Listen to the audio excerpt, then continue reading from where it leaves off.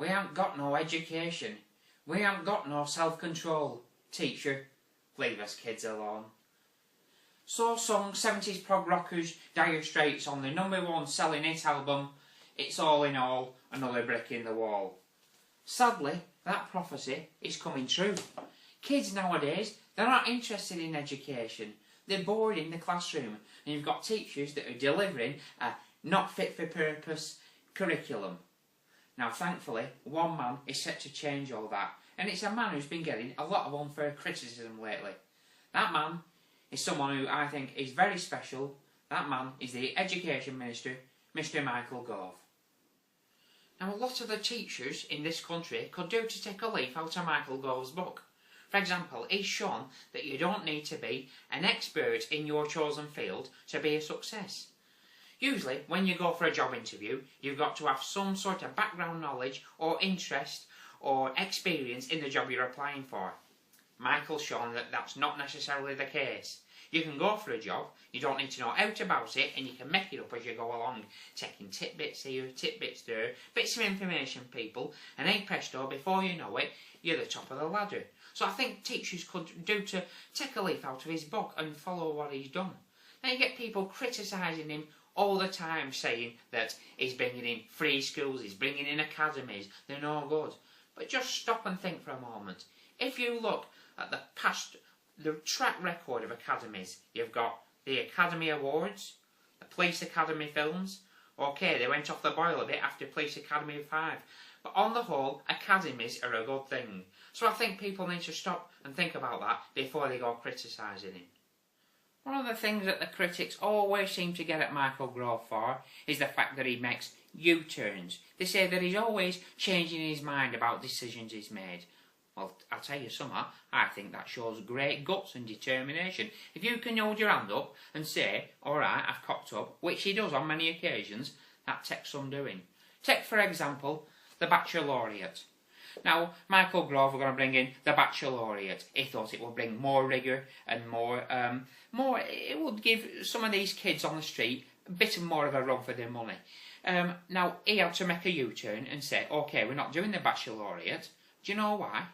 I'll tell you why. He said, I can't spell it. And he said, if I can't spell Baccalaureate, what chance are some of these kids going to have? So, now, I don't know about you, but one thing that really gets my goat up is hearing teachers whinging about the working conditions and the workloads. If you ask me, they don't work enough hours in a day. I'll give you an example. There's a bloke called Brian, who's a teacher, a mate of mine. He plays in our local pool team, pub pool team. He's let us down this season on 5 occasions because he says he's got marking and preparation to do. 5 times he's let us down. Now, one night I come back from pool team. It must have been 12:30 at night. I've been chippy on my way home. Come past his house and his front room light was still on. He sat there in his front room, his head in his hands over a pile of books, 12:30 at night. Now to me, if he's got to do that, he's not working enough hours a day. They should make his working day 8 in the morning till 8 at night. And then he could get all his work done and he won't be letting the pool team down. And one of Michael's main priorities is to change the outdated and not fit for purpose GCSE system. Now, back in my day, we did CSEs in O-levels, and they were rigorous. I'll tell you something, they really sorted out the wheat from the chaff. Now, the 2 CSEs that I achieved still hold me in good stead today, but back in them days, there were none of this wet nursing people through. You had to memorise facts, memorise cold hard facts, and by God, if you didn't know it when it comes to exam, you were buggered. But I tell you, it really sorted out, you know, as I said, the good students from the bad students. Now, take for example, when I did English, when I did Shakespeare, nowadays, it's all wet nursing students do. You talk about all the history of Shakespeare, the characters, who did this, who did that. Not like that in my days. I was given a copy of 12 Nights and my teacher said to me, right, get stuck into that, read it and tell me what it's about. And by God, I had to remember every aspect of it for a couple of weeks, and then 2 years later I had an exam on it. But it made you remember. I mean, still today, them characters from 12 Nights are etched on my memory. Characters like Valmorley or Othello, Balthazar, Melchior, King Caspar, Desmond Morna, Oliver Cromwell. Who can forget that line when Oliver Cromwell says, "Please, sir, can I have some more?" You know, they're there forever. They stay with you, them things. And that's what's lacking nowadays. It needs that rigour. I mean, I'm not saying that everything's not fit for purpose. There's still some things that are classics that are used today that were used years ago. Things, for example, like Steinway's Mice and Men.